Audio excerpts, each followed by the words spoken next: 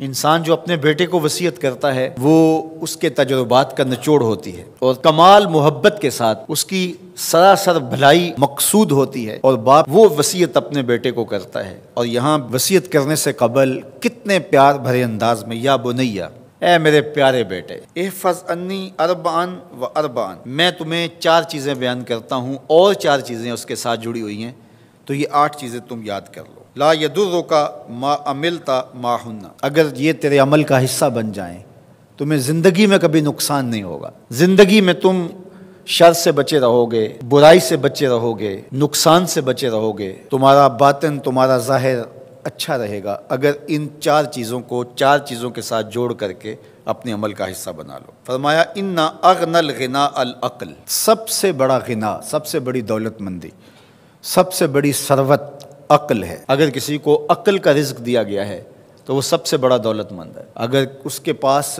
مال و متاع بہت سارے ہیں لیکن بے وقوف ہے تو وہ دولت مندی نہیں ہے۔ وَأَكْبَرُ الْفَقْرِ الْحُمْقُ، اور سب سے بڑا فقر اور سب سے بڑی محتاجی جہالت ہے۔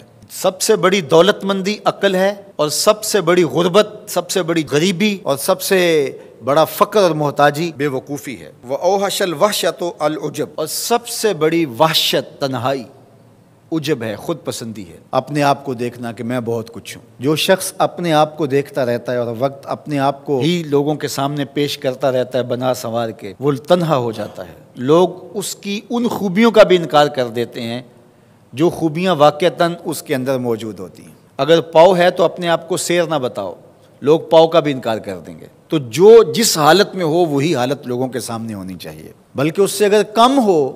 شیخ سعدی نے ایک بڑی خوبصورت بات لکھی کہ تم برے ہو لوگ تجھے نیک سمجھیں یہ بری بات ہے، لیکن تم نیک ہو اور لوگ تجھے برا سمجھیں تو کوئی فرق نہیں پڑتا، تم اللہ کی نظر میں نیک ہو۔ اس لیے تم اگر سیر ہو اور لوگ تمہیں پاؤ سمجھے تو کوئی فرق نہیں پڑتا، لیکن اگر تم اپنے آپ کو پیش کر رہے ہو تو لوگ تمہاری اس حیثیت کا بھی انکار کر دیں گے جو تمہیں حاصل ہے۔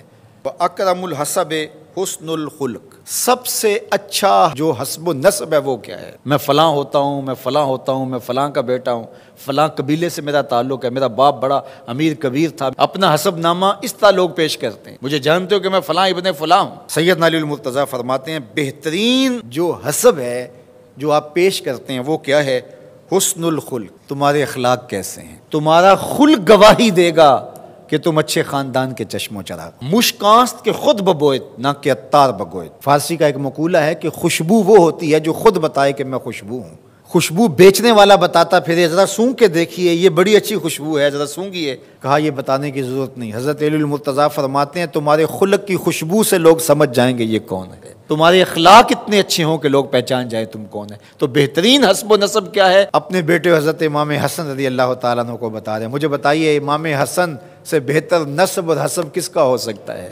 رسول اللہ کی بیٹی کے بیٹے، امام الاولیاء کے فرزند ہیں، رسول اللہ کے نواسے ہیں، بنو ہاشم کے چشم و چراغ ہیں۔ تو انہیں یہ نہیں کہا کہ تم یہ بتاتے پھرنا، بلکہ کہا کہ تمہارا خلق گواہی دے کہ میں محمد کا نواسا ہوں، تمہارے اخلاق گواہی دے کہ میں نے فاطمہ کا دودھ پیا ہے، تمہارا کردار گواہی دے، تمہاری شجاعت گواہی دے کہ تم علی کے فرزند ارجمند ہو۔ اللہ اکبر۔ پھر حضرت علی المرتضیٰ رضی اللہ تعالیٰ عنہ ان چیزوں کو بیان کرنے کے بعد فرماتے ہیں یا بنیا، اے میرے بیٹے، ایاک والمصادقہ الاحمق، بے وقوف شخص کی دوستی سے ہمیشہ بچنا۔ فإنہ یرید ان ینفعک فیضرک، وہ دل سے چاہے کہ تمہیں نفع پہنچائے لیکن اپنی جہالت کی وجہ سے، اپنی بے وقوفی کی وجہ سے تمہیں نفع نہیں پہنچا سکے گا، تمہیں نقصان پہنچا دے گا۔ کہا جاتا ہے کہ بے وقوف دوست سے دانا دشمن اچھا ہے، تو وہ اسی قول کا مفہوم ہے۔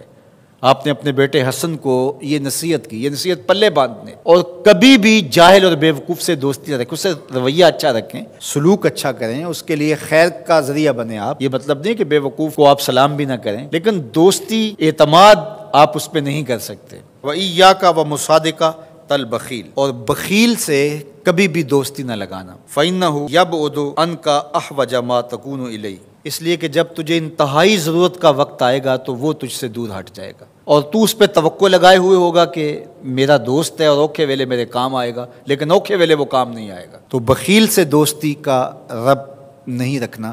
وَإِيَّاكَ وَمُصَادَقَةَ الْفَاجِرِ، بدکار شخص سے کبھی دوستی نہ رکھ، برے شخص سے کبھی دوستی کا رشتہ نہ جوڑنا۔ فَإِنَّهُ يَبِيعُكَ بِالطَّافَةِ، جو فاسق و فاجر ہے، برا شخص ہے، بدکار ہے، اس سے دوستی نہ رکھنا، اس لیے کہ وہ بہت تھوڑی قیمت میں تجھے بیچ دے گا۔ اور آخری بات، وَإِيَّاكَ وَمُصَادَقَةَ الْكَذَّابِ، جھوٹے آدمیوں سے کبھی دوست نہیں رکھنا۔ فَإِنَّهُ كَالسَّرَابِ يُقَرِّبُ عَلَيْكَ الْبَعِيدَ وَيُبْعِدُ عَلَيْكَ الْقَرِيبَ، وہ بعید کو تجھے قریب دکھائے گا، قریب کو تجھے بعید دکھائے گا۔ جو چیز قریب ہوتی ہے، جو سراب ہوتا ہے تو دور سے پانی دکھائی دیتا ہے، لیکن جب قریب جا کے دیکھتے ہیں تو سراب ہوتا ہے، پانی نہیں ہوتا۔